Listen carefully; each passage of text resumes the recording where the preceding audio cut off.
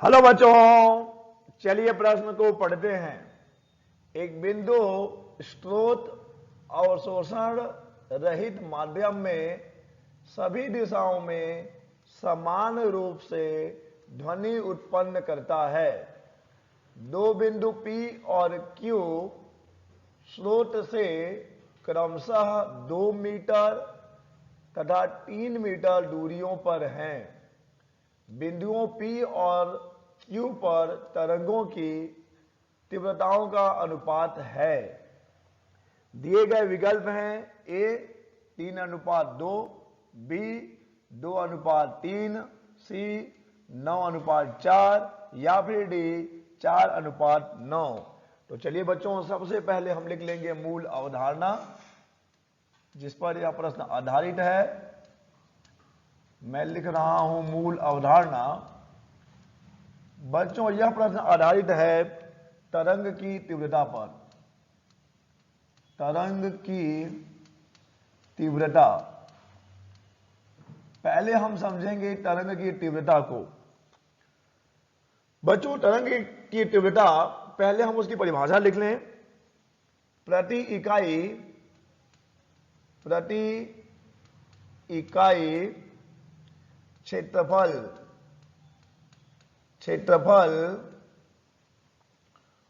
औसत शक्ति जो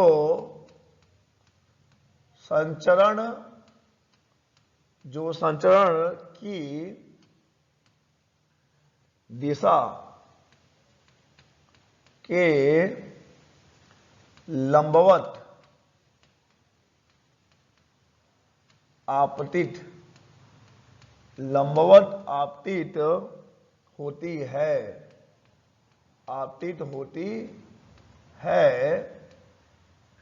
तरंग की तीव्रता कहलाती है। तरंग की तीव्रता कहलाती है। चलिए मान लेते हैं बच्चों, यह है तरंग का एक स्रोत जो कि सभी दिशाओं में तरंगे उत्पन्न कर रहा है। तो इससे r दूरी पर किसी बिंदु पर जो तरंग की तीव्रता रहेगी, बच्चों यह जो है जो क्षेत्रफल होगा वहां पर, इस क्षेत्रफल को थोड़ा अच्छे से बनाया जाए। क्षेत्रफल जो कि गोले के रूप में होगा, अगर हम सभी दिशाओं में लेंगे तो ये हमने क्षेत्रफल बना लिया। तो बच्चों, इस प्रति एकांक क्षेत्रफल पर जो औसत शक्ति है यानी कि तीव्रता I बराबर हो जाएगी P शक्ति, औसत शक्ति बटे इसका क्षेत्रफल क्या होगा बच्चों? क्षेत्रफल हो जाएगा 4 पाई r का वर्ग, जहां पर r उस बिंदु की दूरी है। ठीक है बच्चों, तो चलिए हम इसी सूत्र का प्रयोग करके दिए गए प्रश्न को हल करेंगे और पता करेंगे कि इसमें से सही विकल्प कौन सा है। बच्चों, हम देख पाएंगे कि यहां पर तीव्रता जो है वो दूरी के वर्ग का व्युत्क्रम है। ठीक है बच्चों, चलिए प्रश्न में कहा गया है कि एक बिंदु स्रोत अवशोषण रहित माध्यम में सभी दिशाओं में समान रूप से ध्वनि उत्पन्न करता है। तो ये रहा हमारा ध्वनि स्रोत। सभी दिशाओं में ये जो है ध्वनि तरंग उत्पन्न करेगा। आगे देखिए बच्चों, दो बिंदु P और Q स्रोत से क्रमशः 2 मीटर तथा 3 मीटर दूरियों पर हैं। तो चलिए हम दो दूरियां ले लें। एक दूरी जिसे हम ले रहे हैं R1 और एक दूरी जिसे हम ले रहे हैं R2, जिनका मान क्रमशः दिया गया है। R1 का मान है 2 मीटर और R2 का मान दिया गया है 3 मीटर। हमें इन बिंदुओं पर, जो कि क्रमशः नाम है P और Q, इन बिंदुओं पर तरंगों की तीव्रताओं का अनुपात ज्ञात करना है बच्चों। ठीक है बच्चों, तो अभी हमने देखा था अपने मूल अवधारणा में कि तरंग की तीव्रता दूरी के वर्ग का व्युत्क्रमानुपाती होती है।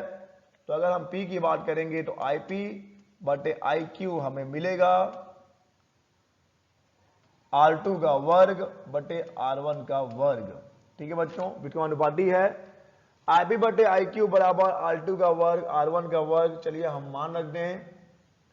तो IP बटे आई क्यू, R2 का मान है 3, R1 का मान है 2 और इसका पूरा का पूरा वर्ग हो जाएगा। तो बच्चों हमें IP बटे IQ का मान मिल जाएगा 3 तिया 9, 2 दूनी 4, यानी IP अनुपात IQ बराबर है 9:4। तो बच्चों इस प्रश्न का सही विकल्प हो जाएगा C 9:4। आशा करते हैं आपको समझ आया होगा। धन्यवाद।